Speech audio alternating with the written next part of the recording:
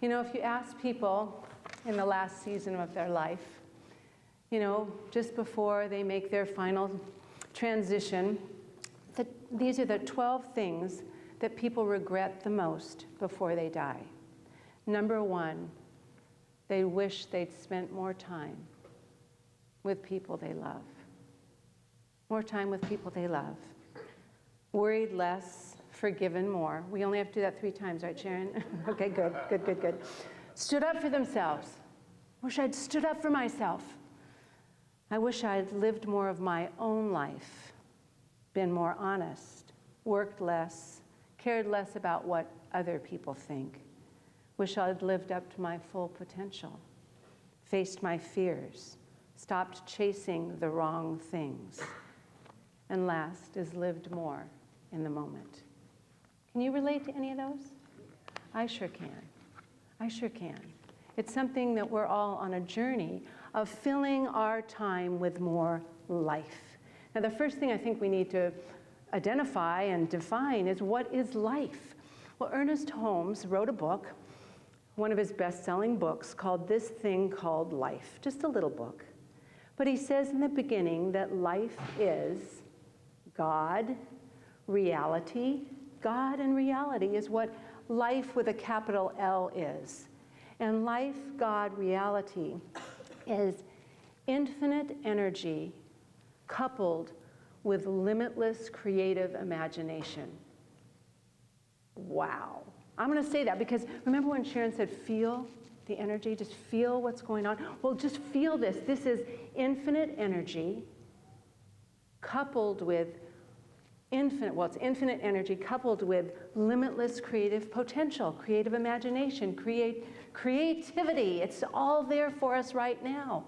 It's like this thing we call life in God is like a giant, it's everything. There's only one. It's that one, and it's all there, like a big reservoir of allness everywhere, and we're each like this little fountain of life that wants to express with our own individual expressions, to bring to life. You know, Sharon was sitting next to me here, and she said, you know, if we all just share our light, we don't know what that other person is going to do with the light we share. They may have a cure for cancer. They may have some other great invention or something to do or bring people together in a new way. And we got all in talking, thinking about, wow, what's possible in this amazing energy in which we live. It's right here for us. And we're these little fountains here, ready to express intelligence, love, wisdom, beauty, possibility, all of this here now. Is that overwhelming to anybody? Because it can be. But I want to tell you, we're on this evolutionary journey of self-discovery continually. So we're always evolving. So I've got some really, really, really good news for you. Your best self, your best self and your best life is still in you right now. And when you get to be a better self, there's still a best self in you, because we're always unfolding. And we can't really blame ourselves for not being fully expressed, because here we get born into this thing called life and we forget everything. You know, we come with this, our conscious and subconscious mind is being programmed by so many things from the time we come here. Our family, our race consciousness, our cultural traditions, everything. And so we have a lot to work through to become a fully expressed fountain of life, even in the moment. You know, we're born with this, we call it a life force, a divine urge. We talk about it all the time. In us, a pressure that wants us to grow and become. But we're also born with free will that lets us block that flow of life through us. Where are you? I mean, where are you right now? I want you to take just 1 second, and I want you in your mind's eye, right here. If you do not need to close your eyes, you can do it with your eyes open. I want you to picture your best self, the best self you can imagine in this moment. Not that right here, but the best self you can become. I want you to just picture it, see it, feel it, hear or see the words that either you're saying to yourself or people are saying about you. That best self, oh my gosh, she's creative, he's courageous, she's so confident, he's so kind. What are all the words you hear from this best self that you're imagining? So you hear it. And then if you just kind of move out of the picture, just float away and look at your best self, because that's who you're becoming right now. That's the next best version of you. If we're going to grow and change, it means we have to step into a new version of ourselves, like an updated version. Like, too bad we don't get those update things. Like, you can't go any farther until you update the program. You know, we're in charge, and it's tough because we have that free will to block the flow. You know, we need each other. We need each other to grow and evolve and become. Because sometimes we need someone else to believe in us, because we can't really believe completely in ourselves. It makes a difference. When you're feeling low or down or have a big challenge in your life and you don't know what to do and someone else believes that you're more than you can see yourself, it makes a big difference. I had a point in life where I wasn't living my full life, I could tell. And I did one of those wheels of life, you know, where you look at your spirituality, your purpose, and you look at your, well, what are the areas? I can't remember them all, but it doesn't really matter. You look at your purpose and your life, and you look at your relationship, your wellness, your social, your business, and you see how you're doing. And hey, I was doing fantastic in so many areas. I feel so good about so much of my life, except one. And it was really low, and I said, wow, am I gonna live my whole life with my circle so unbalanced? So I thought about it, and with the help of a dear friend, Suzanne, and my daughter, Deanna, were speaking the same, hadn't talked to each other, same thing in my ears. It pushed me to talk to Aida and her son, Don, who I know is an amazing person and runs something bigger than I could imagine being part of, you know, a big success program. So I have been, if I'm walking a little strange, just because I've spent all these days behind a Zoom call for 9.5 hours a day, so my back is a little tweaky.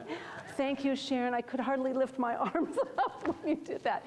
But I am now a certified success coach and a certified facilitator of a personal development program called DISC, and your personality and your motives. So I did that all.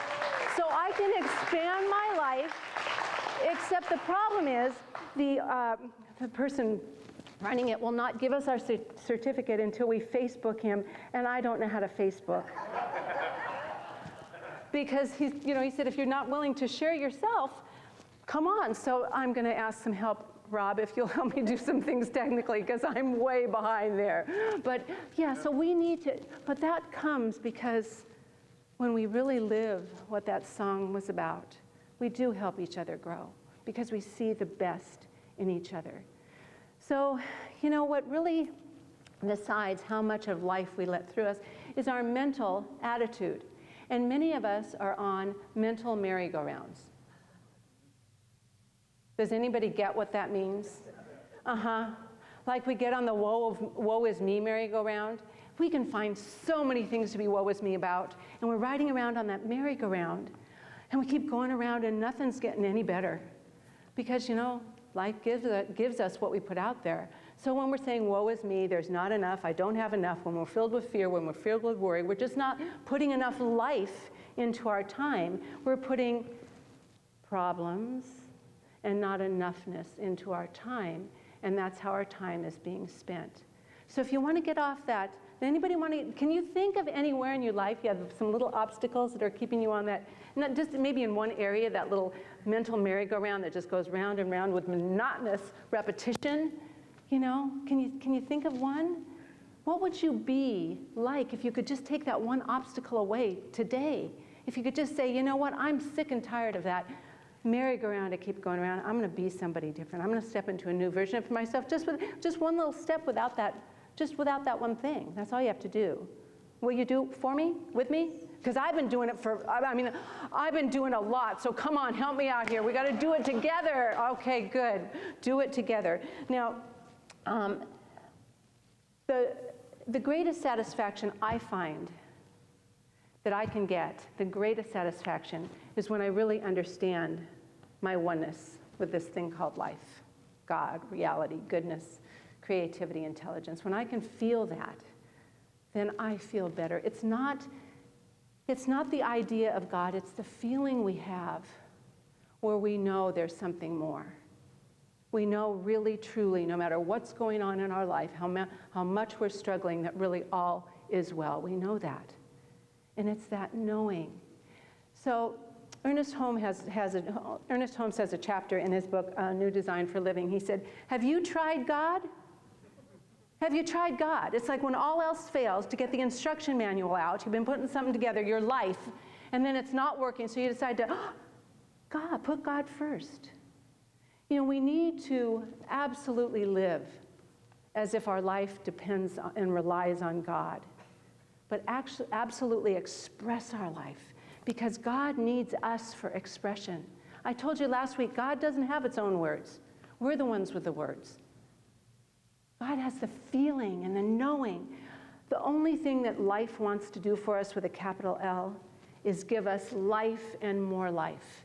There's no judgment, there's no blockage. It's all in us. If you're pointing your fingers at somebody else or something else for stopping you in life, the other three are pointing at you. It's all about us. We're the only ones that can really block that creative mind. Yes, our situation, our external world might be a little limited, but we have the ability to keep the creativity going.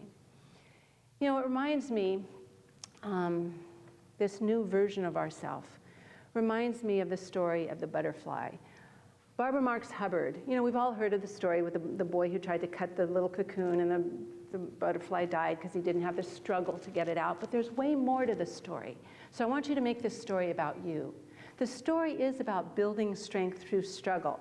But it's about the story of a little caterpillar who eats ravenously, and he finds a perch and he can't move anymore. It's too heavy. So he builds a chrysalis around himself. But when he can't move, scientists know this, absolutely dissolves into organic goop, giving up itself, its old self.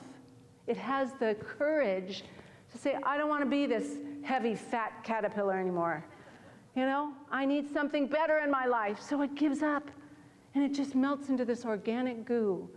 At least it's organic, but goo. And in that goo, there are these little individual what biologists call imaginal cells. And the imaginal cells, little tiny, well, they're littler than that, little tiny cells that hold future potential. They can see a flying insect. They can see that. But by themselves, just those little tiny imaginal cells, when they're alone, by themselves, they're just a threat to this goo, to the immune system of the caterpillar. So the caterpillar will just gobble it up, this gooey stuff. But when they start joining together, working together, coming together, there comes a tipping point where these imaginal cells have more strength and they become together, and the butterfly is born. But it's not free yet. So there's more to the story. It's not free. It's done all that. It had to let go and say, okay, I'm tired of this old self. I don't want to be that anymore. I want to be something more. And then it let go and opened itself up to something more. Opened itself up. Are you getting my, opening itself up, opening yourself, hint. Anyway, to something more. And there was a knowing inside of it of that better, best self that was in there. And it had to start pulling together different pieces, doing things that brought these imaginal selves together until the butterfly was created. But in order to be born, it had to build its strength through struggle. I'm going to say that again because I know we've all done that many times. Build its strength through struggle. So many of us want to push the struggle away and make it easy, but that butterfly has to stretch its wings so all of the liquid in its body goes out into its wings until its wings are strong enough to break free. You want to break free? Yes, that's what I want for all of us. That's putting more, filling your time with life, using the struggle to get strong, and once you're strong, to fly and be, and then it happens again, because just as Anna's home said, we're growing, it's different versions of ourselves that we get to become. We get to decide who and what we want to be. Who and what we want to be. So remember that picture in the beginning? Ernest Holmes says, imagination is far superior to will. Now we need our human will, our will to make choices and decisions. That's really important. But our imagination is like those imaginal cells. It taps into things, powers we don't even know about yet. It taps into things that we haven't yet discovered and allows us to be the vehicle to express them. But we have to be willing to do the work to get off the merry-go-round, even though we don't know where we're going completely. Get off the merry-go-round, do the work to be an even better version of ourselves. There's a quote, and I'm sure I've looked it up before because I've used this quote many, many, many times, but I don't know who he is. He wrote a book, but I don't know the book either. But I love the quote, and the quote is important because it says, none of us should live as our life is a journey to the grave, and we arrived with the intention of being in a beautiful, well-preserved body. No, I want to arrive skidding in broadside, champagne in one hand, chocolate in the other, used up thoroughly, shouting, wow, what a ride. And that's what I want for each of us, that we can feel fully alive. Wow, what a ride. Say it. Yes. Wow, what a ride. Okay, thanks for joining me on the ride. I love you all. I appreciate you. God bless you. And so it is.